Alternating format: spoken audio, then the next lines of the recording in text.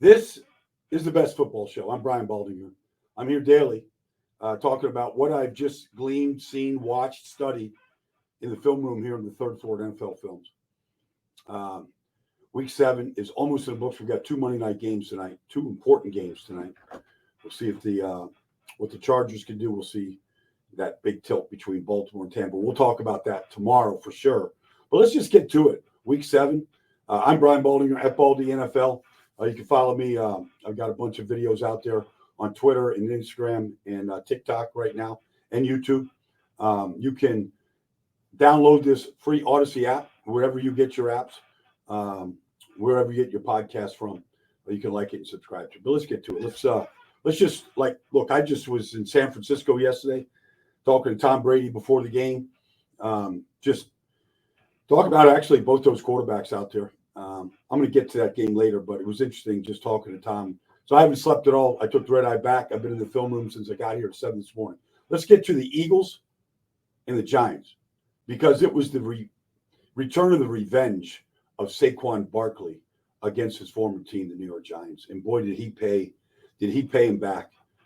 It started pretty early with the 55-yard run down the left sideline. They pulled Cam Jurgens to center. They got excellent down blocks by Landon Dickerson and by Fred Johnson, the backup left tackle. And he got one-on-one on the outside to Deonte Banks. And Saquon looked a lot like Saquon. You know, you give him a runway, and he can run with the wind. He can run with the best of them in the open field. And so he went for 55 of that, and a couple plays later, he paid it off with a 3-yard plunge, just running right through the back of Tyler Steen, the right guard of the Eagles. He popped the 41-yarder. He popped the 38-yarder. I mean, he averaged over 10 yards a carry. The Giants are just outside of Dexter Lawrence right now. There's not really much to say about him. But it was a great day for Saquon. It really was. I mean, he's back there. Saquon jerseys in the stands. People didn't really know what to do, but it didn't matter. Saquon's a pro, acts like a pro, prepares like a pro. He told me a couple weeks ago before New Orleans that he was going to pop some big runs this year. It was up to him. The offensive line, the receivers, they've done a good job of blocking for him. It was up to him to really keep his eyes on the safety and not give him good angles, so they could knock him out or take him down. And so as the season's gone on, I think you're just going to see a lot more big runs. He's just, they're just that good up front. Lane Johnson's having an all-pro season. Cam Jurgens is a good player. So hats off to Saquon. Hats off to the Eagles. The Giants, it was just they've got a backup right corner, Nick McFadden, out there on A.J. Brown. He's their best player on offense. I mean, you can talk about Saquon or Jalen, whatever, but A.J. Brown is the biggest difference maker the Eagles have. They missed him dearly for 4 games after the Brazil game when he got hurt. Came back last week against Cleveland, touchdown catch. This week against the Giants, 41-yard touchdown pass. And I'm watching him play, and I have a lot of respect for Shane Bowen, the defensive coordinator of the Giants. But he gets one-on-one with Nick McFadden. The safety on top is doubling Mark Calcaterra, and they're doubling Devontae Smith. And they leave a backup corner on A.J. Brown. I mean, you just can't get caught like that. I mean, Jalen, he might have not been his first look, but as soon as he took a peek and he saw A.J., running right past Nick McFadden, he just lofted it. 41-yard touchdown. A lot of big plays for the Eagles. It's not fixed for Philadelphia by any stretch, but you saw a lot of good young performances. Nolan Smith played good. Jalen Carter played well. I have a lot of respect for what Nakobe Dean and Zach Bond are doing at linebacker. It's the best tandem they've had in a while. So anyways, that was the Eagles visit up to Giants Stadium, or MetLife Stadium. Let's talk about, I was, like I said, in San Francisco. And so the Chiefs are the only undefeated team at 6-0. And people will look at Patrick Mahomes. I think he had a quarterback rating of 44, threw a couple interceptions. But just talking to Tom Brady before the game, he's like, some guys just have instincts in the pocket. He goes, I had it. He goes, nobody coached me with it. I didn't work on it. I just had instincts. I knew when somebody was coming to hit me in the back and how to get out of harm's way. And Mahomes has that instinct. And when they needed it most, 14-12 game, got him backed up. He goes on a 33-yard run, the longest run by a Chief this year. Breaks a tackle with Fred Warner, goes down the sideline. People would say, well, he's faking going out of bounds, holding up his arm like he's going out of bounds. He didn't do that. Like he always does stuff with the ball in the open field. Fakes throws, fakes, like he always does that. Like that's who he is. He's from Whitehall High School, Tyler, Texas. Grew up playing street ball in the fields. Like that's how he plays. He's got a lot of street element to him. Ball fakes, gets you guys to jump. He goes underneath them. Stiff arms Fred Warner, goes 33 yards, sets him up for, basically the game-winning score, which he did. He just trucked Malik Mustafa, at the goal line to score the touchdown. He's unbelievable. But really the star of this game is the Kansas City defense. And it's really a lot of different players. Steve Spagnuolo probably plays 3 linebackers more than any other team in this league. I don't have that stat in front of me. I suppose anybody could go look that up. But, for example, Leo Chenal, okay, their biggest linebacker, looks like a defensive lineman, played 38 of 62 snaps. Drew Tranquil, 50 of 62. And their leader and captain, Nick Bolton, played 58. So their 3 linebackers were on the field 38 plays. Why is that significant? Well, San Francisco is a run-first team. They want to get Jordan Mason going. That's how everything comes off their run game. Play action passes, deep shots. Well, Jordan Mason he's the second leading rusher in the NFL with 603 yards, okay, coming into the game. In the first half against this defense with these 3 big linebackers, Chenal, Tranquil, and Bolton, Jordan Mason ran 5 times for 3 yards. Had popped a couple runs in the second half. But, so they got that. They got that element there. This is exactly what they did to Baltimore in the AFC Championship game. They put these same 3 linebackers out there on the field, and they just clamped Baltimore early in the game, and Baltimore went away from the run. But you're not going to move Leo Chenal off the ball. Nick Bolton is as slippery as they come and as fast as they come. And Tranquil is just a beast. So they've got that. Then they've got the blitzes, whether it's, and then they've got their man coverage. Like they put McDuffie on Brandon Ayuk. All right, shut him out. I didn't shut him out. I mean, the only guy that really won his one-on-ones was with any regularity at all was Kittle. Kittle beating Justin Reed, the safety, a couple of times.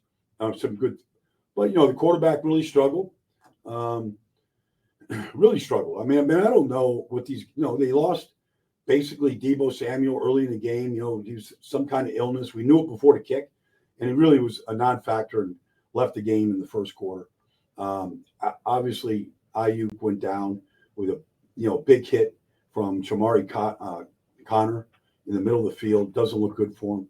They got the rookie out there, Ricky Pearsall. They got Jacob Cowling out there. Ronnie Bell. The timing doesn't look great. But if the 49ers can't run the ball, they're not going to be a very good offense. But Kansas City's defense, the way they blitz, zone pressure, man coverage, like they've just got everything taken care of. They saw it off. The bunch formations. I mean, they've got Nick Bolton taking the cross. They match, deliver. Like they just match up so good. They double Ayuk in the bunch formation. They make it look like it's man coverage, and they clamp Ayuk, and the ball gets thrown in the dirt. Like this defense gave up 18 points. They intercepted a quarterback a bunch of times. They took the ball away repeatedly. And so hats off to Steve Spagnuolo. Let's go to Jordan Love and the Packers defense. Jordan Love took the team down, got the ball back at the 30 with a minute 44 to go. This after he'd thrown touchdown passes, to Tucker Kraft. His first touchdown pass was to, was it Jaden Reed? Was it Jaden Reed, the first one? That or Dontavius Wicks. Anyways, they're down by a point, 22-21. They got a minute 44 to go. They got one timeout. They get the ball at 30. and Jordan Love is calm as can be. It's the way you draw it up on a Friday afternoon walkthrough. The line protected well. Houston didn't really blitz. They said, okay, we got Will Anderson and Daniil Hunter and Danico Autry. Somebody's going to win. Well, guys held up fine. Jordan Love made 4 great reads, 4 easy completions for the most part for chunks. Tucker Kraft out of bounds. They got Wicks over the middle. They got Romeo Dobbs, couple of receptions. He was the big guy this Sunday. And they go down and kick a game-winning field goal. The Packers defense, though, let's face it, they go into the weekend.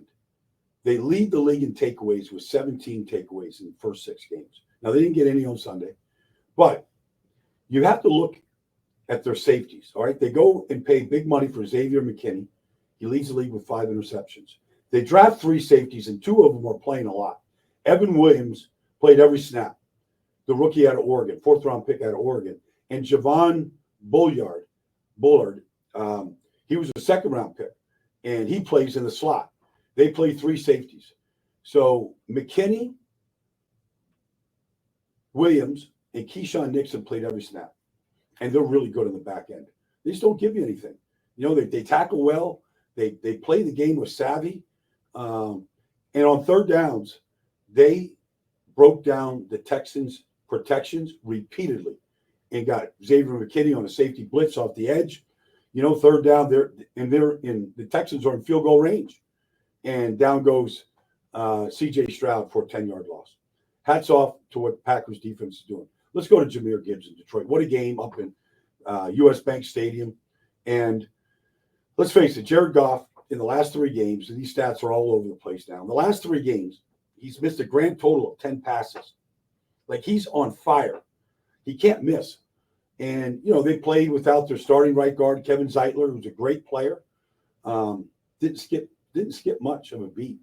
Right now, I think Goff missed 3 passes in this game. 2 weeks ago, he went 18 for 18.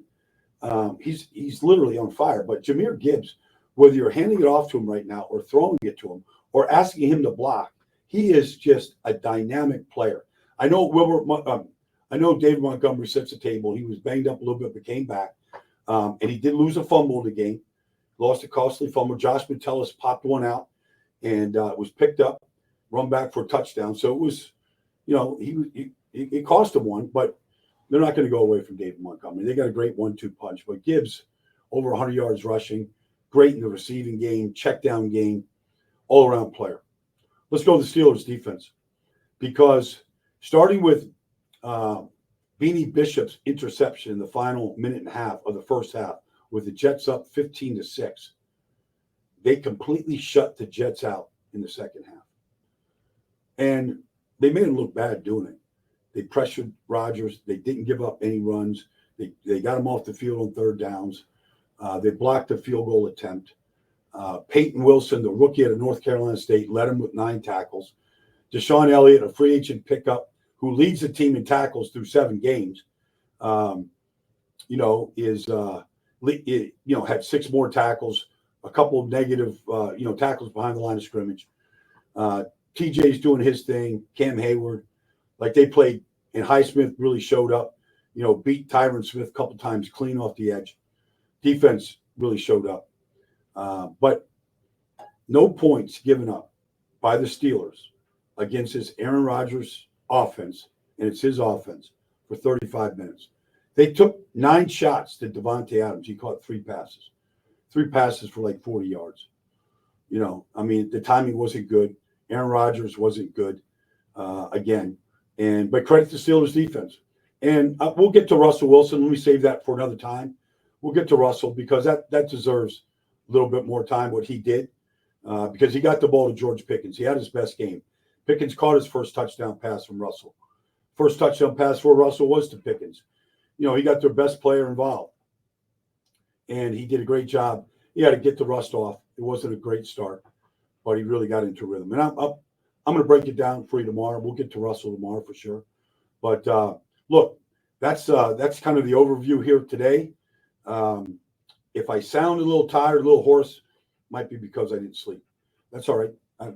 this is what we do. We're on the West Coast talking to Tom Brady, announcing that, that Super Bowl rematch.